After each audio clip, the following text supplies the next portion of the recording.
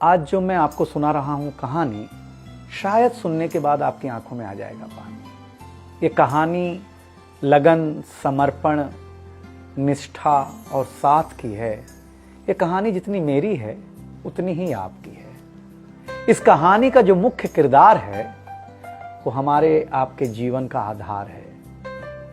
वो आपके लिए ज्यादा, अपने लिए कम बनी है। हाँ जी, बिल्कुल सही समझ रहे हैं आप। वो हमारे आपकी पत्नी है।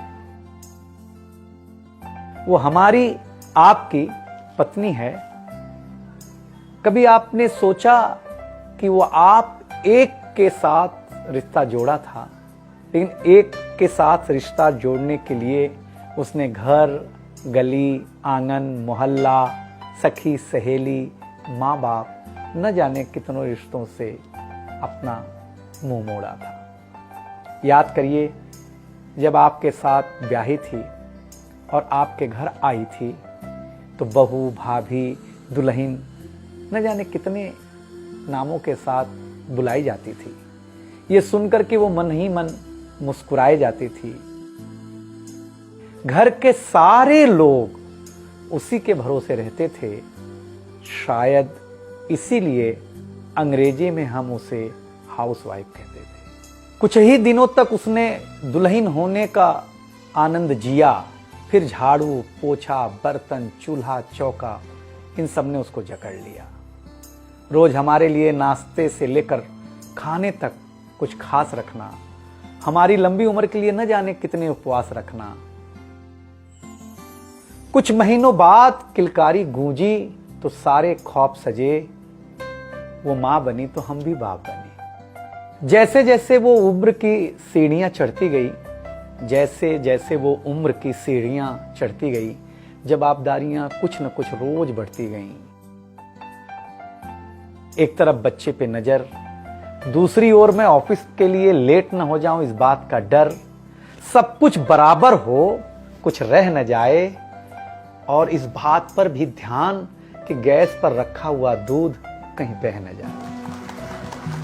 घर वालों की फरमाइशों का चूल्हा जो एक बार चलता, घर वालों की फरमाइशों का चूल्हा जो एक बार जलता, तो कब सुबह, कब शाम, कब रात हो गई उसे पता ही नहीं चलता। इन व्यस्तताओं के बीच समय का चक्र कुछ इतना तेजी से चला।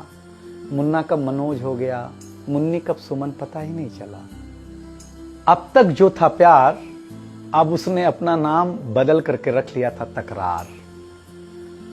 बेटी को लेकर के कहना कि कुछ ज्यादा ही मन बढ़ा रखा है, तुम्हारे प्यार ने इसको सर पे चढ़ा रखा है। अब तो वो मुझे भी देने लगी थी ताना, अब तो वो मुझे भी देने लगी थी ताना। ऑफिस में ही रहा करो ना, 2-4 घंटे के लिए घर के आना। शादी के इतने दिनों बाद भी आज भी हमें सुनना पड़ता है कि न जाने कौन सा पाप किया था जो आपके साथ ब्याह किया था। और ये तो रोज की थी कहानी। कितना जोर से कहना कि घर के सारे सदस्य सुन लें कि एक दिन बीमार होती हूं ना, तो एक दिन बीमार होने पर किसी को कोई देता नहीं है एक गिलास पानी, लेकिन जैसे ही उसे आपके तबीयत खराब होने का होता आभास, आकर के बैठ जाती थी आपके पास। याद तो होगा ना वो मीठी बातों के साथ माथे पर विक्स लगाना, और साथ में कान में यह भी कहना कि कल सुबह अगर अच्छा ना लगे तो फिर ऑफिस मत जाना। लेकिन एक दिन समय ऐसे मोड़ पर ले आता है जहां बदल जाता है जिंदगी का ताना बाना। थाली में रोटी रखते हुए उसका ये कहना कि बेटी जवान हो गई है, क्या अब लड़का भी मुझे ही ढूंढने होगा जाना। शादी तय हो जाने के बाद एक एक रुपया जोड़ना, पैसे कम पड़ने पर खुद का कंगन तोड़ना। सब कुछ हो जाएगा, मुझे ढाढ़स बढ़ाना, सब कुछ हो जाएगा, मुझे ढाढ़स बढ़ाना। विवाह का गीत खुद रोते हुए गाना। याद तो होगा ना आप लोगों को ये गुजरा हुआ जमाना। कुछ समय बाद जब हम जवाबदारियों से मुक्त हो जाते हैं तो कुछ ज्यादा ही धर्मयुक्त हो जाते हैं। उम्र के अंतिम पड़ाव पर हम बीमारियों के बीच जीने लगे हैं। बिना शक्कर की चाय पीने लगे हैं। लेकिन सच ये है कि जब तक हमारी आपकी पत्नी साथ है, चाय मीठी हो न हो, लेकिन जिंदगी में पूरी मिठास है। जबकि पत्नी के बारे में बहुत कम लिखा गया है, हर जगह माँ का ही गुणगान है।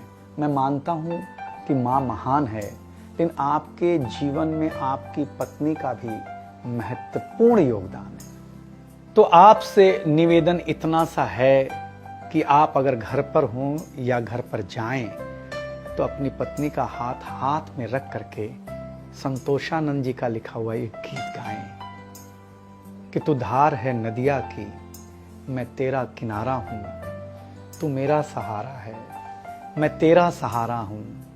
आंखों में समंदर है, आशाओं का पानी है, जिंदगी कुछ भी नहीं, तेरी मेरी कहानी है।